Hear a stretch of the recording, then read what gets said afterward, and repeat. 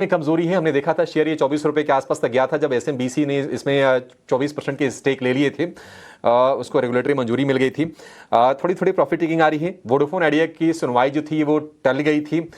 कल फिर से सुप्रीम कोर्ट ने कहा है सरकार से कि आप थोड़ी सी और क्लैरिटी दीजिए कि आपका स्टैंड क्या है। तो वोडाफोन आइडिया में थोड़ी गिरावट आ रही है और लुपिन के शेयर में देखने काफी वोलेटाइल है। ये शेयर वोलेटाइल बहुत ज्यादा है, 2% के आसपास की नरमी आज के सत्र में शेयर देख रही है। आईआरबी इंफ्रा हडको दो और शेयर हैं जो कमजोरी दिखा रहे हैं।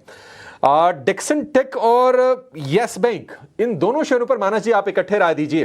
डिक्सन टेक क्या और गिरेगा और यस बैंक की तेजी क्या फिलहाल के लिए इस पर ब्रेक लग चुकी है? देखिए, डिक्सन का ट्रेंड थोड़ा नेगेटिव लग रहा है। उसका रीजन ये है कि हमने पुल बैक देखा था, लेकिन स्टॉक अपने 22 मूविंग एवरेज के ऊपर सस्टेन नहीं हो पाया और वापस जो गिरावट है वो कंटिन्यू हुई है। मेरा समझना है कि शायद यहाँ पर गिरावट बढ़ेगी। सबसे पहले तो 16,000 के चांसेस हैं कि 16,000 के लेवल को टच करे, लेकिन अगर 16,000 का लेवल ब्रेक हुआ तो 200 मूविंग एवरेज जो कि 15,700 के आसपास है उसको स्टॉक टच करने की कोशिश करेगा। और देखिए, ध्यान रखिए, यहाँ पर खरीदारी तभी करें जब आप 17,500 के ऊपर के भाव देखें। अगर 17,500 के ऊपर स्टॉक निकले तभी यहाँ पर खरीदारी करनी चाहिए, उससे पहले खरीदारी ना करें। दूसरा स्टॉक, आपने यस बैंक की बात की। देखिए, यस बैंक में ऑलरेडी हमने एक मूव देखा है। आज के मूव को एक करेक्टिव मूव की तरह देखना चाहिए। हालांकि यहाँ पे जो मेन ट्रेंड है वो काफी पॉजिटिव बना हुआ है। अगर आप एक पोजिशन ट्रेडर हैं तो इस गिरावट को खरीदारी के मौके की तरह देखें। 21 रुपए 50 पैसे के स्टॉप लॉस से खरीदारी करनी चाहिए और 27 रुपए 50 पैसे के आपको टारगेट सेट करने हैं आने वाले 2 से 3 मंथ के लिए। यस बैंक में भी करीब 3% की गिरावट और डिक्सन टेक की जो गिरावट है वो 3% से ज्यादा की है। तो 2 दिन शेयर चला, फिर से 2 दिन शेयर डिक्सन का गिरावट का शिकार हो रहा है। लेकिन चलिए आखिर में ये जान लेते हैं कि अगर आपको निवेश करना है तो फिर मौके कहाँ पर हैं और एक्सपर्ट की एक्सपर्टीज का फायदा उठाते हैं। हमारे साथ जुड़ गए हैं मिड कैप के महारथी सनी अग्रवाल।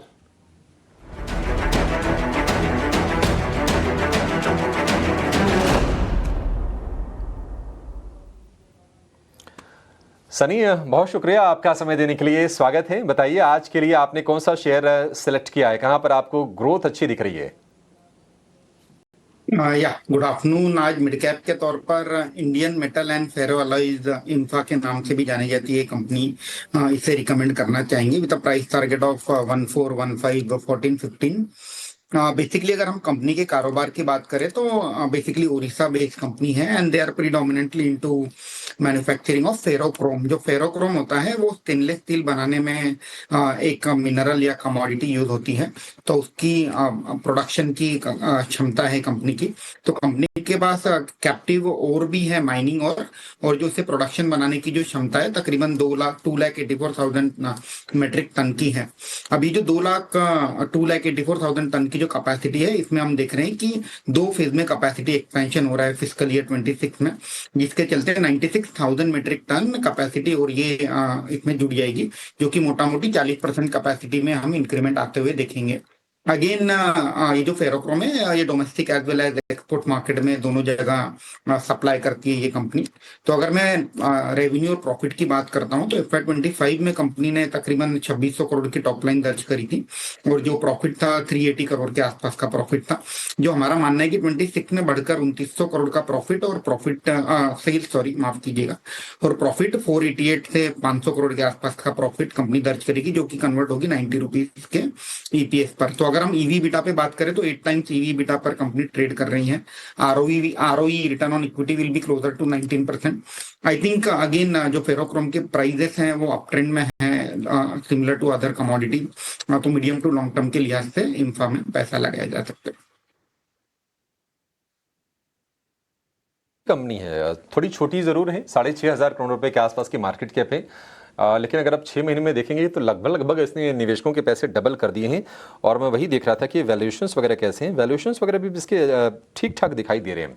तो कई मैट्रिक्स पर अच्छी कंपनी है। लक्ष्य 1415 रुपये का और 6 से 12 महीने में अचीव हो जाने की उम्मीद है, ऐसा भरोसा है सनी अग्रवाल का। ठीक है, चलिए इसी के साथ इस शो को अब समाप्त करने का समय भी हो गया है। सनी जी आपका बहुत शुक्रिया और मानस जी आपका बहुत शुक्रिया आज हमारे साथ जुड़कर तमाम शेयरों पर अपना व्यू और इंडेक्स में हमारे जो दर्शक हैं उनकी हैंड होल्डिंग करने के लिए। Thank you so much sir. इस शो को फिलहाल यहीं समेटेंगे, लेकिन आप कहीं जाएगा नहीं। आप अपने सवाल हमसे पूछिए मार्केट को लेकर, अपने किसी स्टॉक्स को लेकर, या फिर कोई स्टॉक अगर आपको खरीदना है उसको लेकर योर स्टॉक्स में। बस एक छोटे से ब्रेक के बाद आपसे फिर से मुलाकात होगी।